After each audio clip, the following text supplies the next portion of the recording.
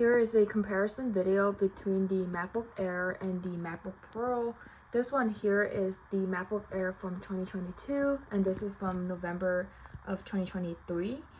The main difference I would say is obviously the price difference, and also the size as well, and also the chip that it uses. This one here uses the M2, and this is the M3 Pro, so slightly better, higher performance, but depending on your use case, it really doesn't make a big difference.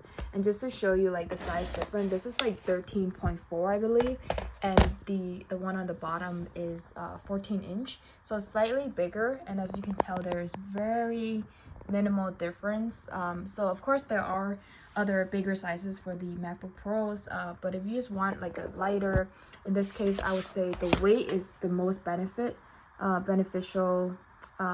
difference between the two.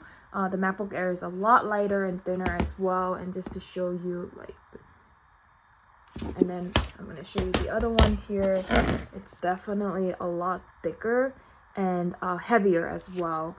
So again, I think depending on what you are using these two for, in my case, if you're just like trying to use it for like school or even basic like things like browsing the web, going on YouTube, watching things, I would say the MacBook Air is sufficient. And if you do like video editing or other stuff that requires more processing, I would highly recommend the MacBook Pro. But honestly, like basic editing, the MacBook Air would suffice as well. And just to show you the difference there in terms of like the keyboard and whatnot, like it's very minor difference. Like it's pretty much the same, like the trackpad there size wise, like it's almost similar, except this is just slightly bigger. And keyboard sounds very similar in my opinion. And this one, they took out the touch bar as well, and honestly, even when they had it, I barely even use it. But yeah, overall I would say both are great laptops to use.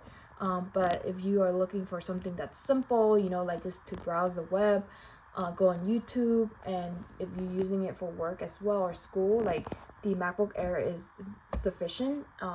Like definitely does the job, and much cheaper as well. Especially these are older models, so I'm sure there are like some good deals and discounts out there as well. But yeah, overall I would say the only reason why I upgraded to the Pro was because in the past I've always had a MacBook Air, and because I do some video editing, I wanted to see if there would be a greater difference. And I would say yes, I do notice a difference in terms of like loading the videos. It's a lot faster, and it doesn't take as long as well when transferring files and whatnot.